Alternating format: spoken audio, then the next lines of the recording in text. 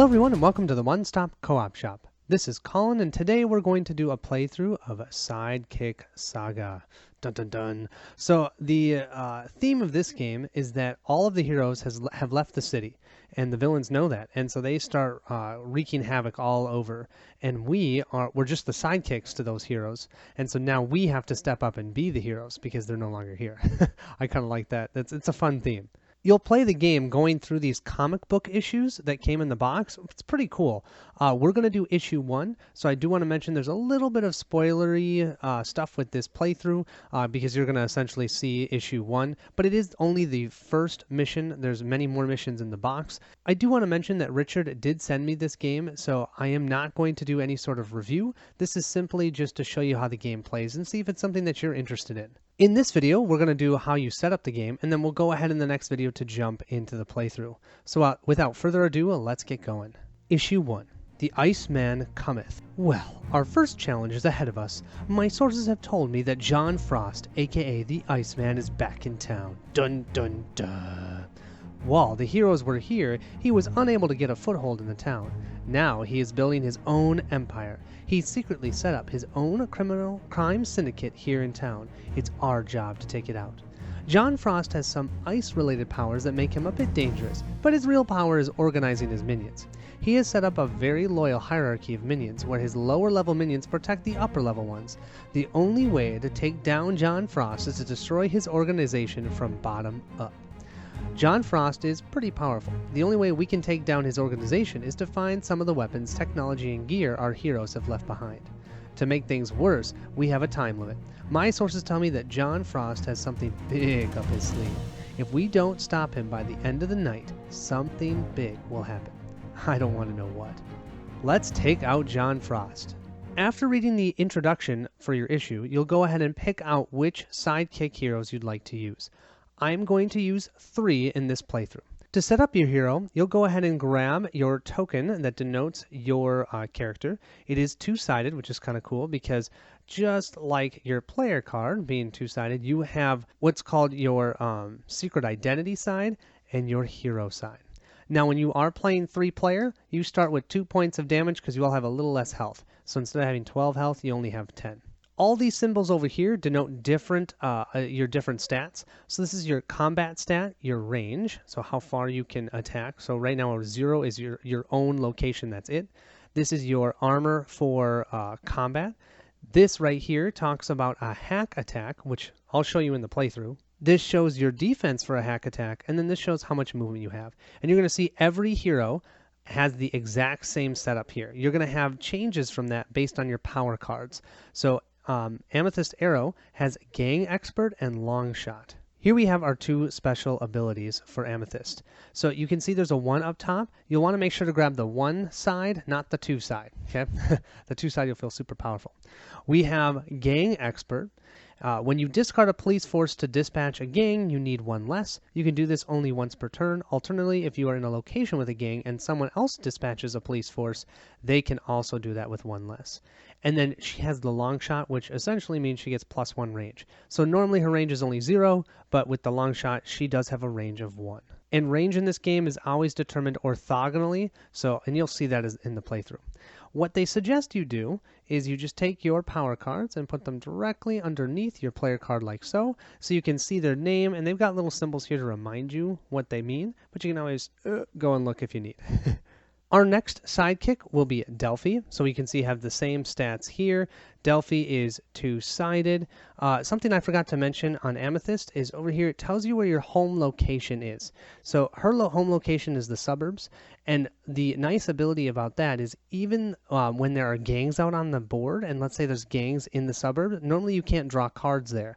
But if it's your home location, it says, when at home and drawing from home, Delfy may always draw a suburbs card even if a gang or thug is there, which is cool. Her 2 abilities are the Depredator and the Hacker. So Hacker, gain +2 to your hack attack and +3 to your hack defense. Really hard to hack Delfy. She's really good with computers.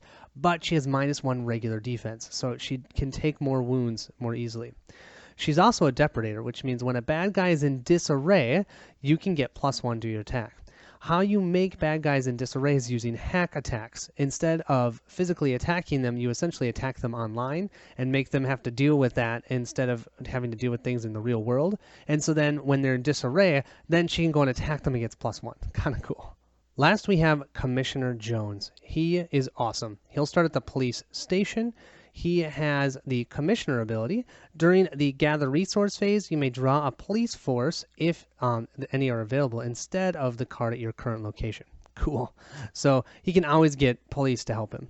He also is hardy, so he'll start with an additional 8 hit points. So he'll still start with that 2 damage, so he'll have a total of 18 health, because 12 minus the 2 plus the 8, 18.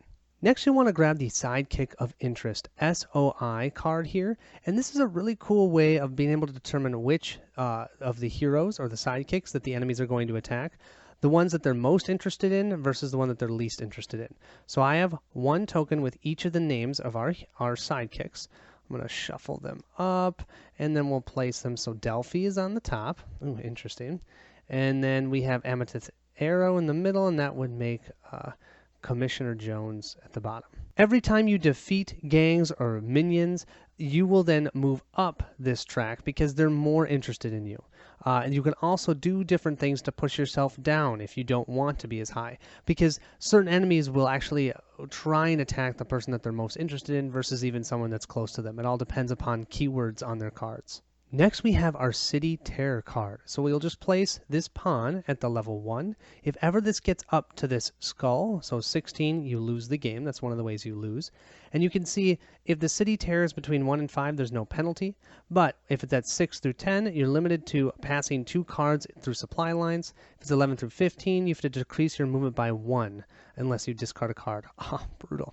Over here, we just have all of our gang cards. I've shuffled them up. There are 2-sided, uncontrolled and controlled gangs. So you might need to use a controlled or an uncontrolled gang, and you'll just flip them over. And gangs are important, and they suggest putting them next to the Cityterror to remind you that when there are gangs out on the board at the end of the round, they are going to increase the terror. Because you know what? Citizens don't really like gangs. I can tell you I don't. Next, you want to set out the 4 hidden heroic items. Okay, remember how we were reading that issue and it specifically talked about the heroic items? These are the 4 items that the heroes left in the city that we're trying to find. What we can do is discard lead cards in certain locations to obtain these. And I'm assuming I'm going to need some of those in order to win this. I have not won this yet. The last time I played it, I lost, and I totally forgot about these. And I think that's the reason why, because I was having a real hard time. So I'm definitely going to want to try and go for probably this force field controller, because it actually unlocks for us the Hero HQ, which is an entire additional location on the board that we can go to and draw cards. So yeah, lots of options there. It's really cool. And then when you unlock these, you'll keep them for future missions.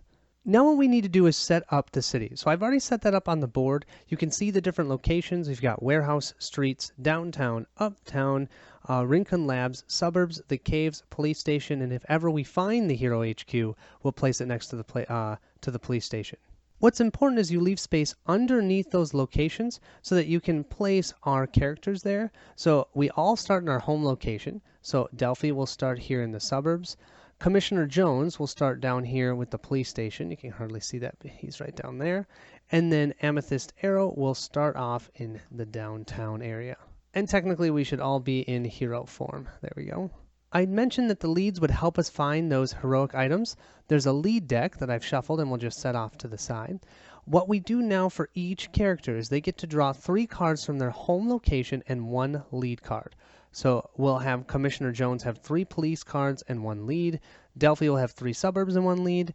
And Amethyst will have 3 downtown and 1 lead. Here we have Commissioner Jones' hand. You will see that all 3 of his cards that came from the police station are police force cards. They're all identical. And every card in the police station is always police forces.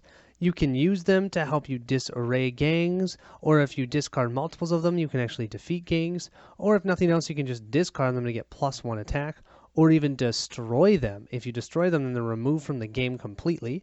You can add +1 to your defense. We do have 1 lead. This lead is multi-use. We can use it as, if we get to the Rincon Labs, we can just discard this to draw a card. Or what we can do is wait until we have the appropriate amount of leads to find one of those heroic items. Delphi has one ongoing card. You can go and stay in secret identity form, even if other effects prohibit it, which is cool. When you choose to become a hero, discard this card, and you can appear in the sidekick attack phase after the bad guys attacked, and still attack the bad guys. And then you discard this when you either go into combat or become a hero. Cool. This is a one-shot card, so it's a one-time use. You can look at the top 3 bad news cards and put them in any order you want. And then we've got 2 more leads. And yeah, you'll understand how these work as we go into the playthrough. But think of these kind of as your actions you can do during your turn. Amethyst has her Amethyst arrow, which is sweet. When used as an arrow, Amethyst arrow gets +3 on one attack. Anyone else gets +1 on one attack. It can be used as a Xenocite shard. It cannot be both. And you discard it after use. We also have a Jade Amulet, which is a Xenocite shard. Are usually discarded to power Xenocite technology. That's hard to say. Right now we don't have any of that. I'm assuming that's in the Hero HQ. I don't know. Then we've got 2 leads as well, Mom's Badges and Favor. You'll also want to go ahead and grab the Supply Lines card. Now, you can either have it start clockwise or counterclockwise, whichever way you want it. I'm starting it as counterclockwise. So what that means is when it is during your turn, you have a populate supply lines action, and that lets you pass as many sidekick cards as you would like in that specific direction to another player. So normally I have Commissioner Jones, then Delphi, then Amethyst Arrow. So that's going clockwise. So what I can do here, oh, that's going clockwise too. Here we go. So this allows Commissioner Jones to hand cards to Amethyst Arrow. Amethyst Arrow can hand cards to Delphi, and Delphi can hand cards over to the Commissioner Jones. And then there are 3 parts of the day, morning, afternoon, and night. Each time you move to one of those, this swaps to the other side. Okay, it's kind of a cool mechanic, so you can plan, oh, I can pass these cards over to Amethyst, but I can only do that during the morning or the night. I can't do that in the afternoon. Probably one of the most interesting parts of this game is how the villain setup works. Here we have the pyramid for the villain. So John Frost is up here. We have to get through all of these minions and whatever else they are, these machinations of John Frost, in order to get to him. Because in order for us to attack and defeat this level 2 whatever it is, these 2 are protecting this level 2 card. We have to either have one of these in disarray, actually both of these in disarray, or have both of these defeated before we can even touch this level 2 card. That's the same with this level 3, and we'd have to get rid of all of this essentially to get to John Frost. Each round, we will be revealing one of these, but to start the game off, we reveal N, which is the number of players, plus 1, so we'll be revealing the first 4 of these and placing them out onto the map itself. These tokens help us denote where they go on the map, because we need to keep this pyramid set up so we know who is protecting who on the board. So what we do is we'll flip this, and then I'll place this 1 somewhere on the board to denote, okay, they're in the warehouse district, but they'll still be sitting here so we can see all their stats here. We'll start by flipping this level 1. So we have the elves. Okay, so I'll put a 1 here. This starts in the suburbs, so I'll put the 1 underneath the suburbs location. It says here, add +1 to the Cityterror at the end of the bad news phase while the elves are active. Ugh. So we got to get rid of they're essentially a gang. That's what they're acting like. This tells us how much health they have. They have 3 health. They attack for 2. They have a range of 1, defense of 1, and they have a hack resistance of 1. Okay, that's our first one. Our second one, oh, we have Ice Death Gang. So this says, the Ice Death Street Gang, controlled by John Frost, appears. Move a controlled gang to the active SOI if there's no gang there. The elves aren't technically a gang, so I'm going to say yes, that'll work, because Delphi is the SOI.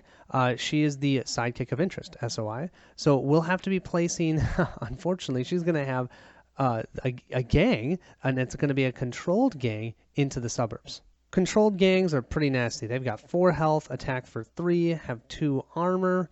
Yeah, so I'm going to place this 2 onto them, and then they also will block anybody except for Delphi from drawing from the suburbs location. Now let's reveal our third card. We'll flip this over. Oh, we have another frozen gang. So we would need to place this in the SOI's location, but now we can't. We have a gang there.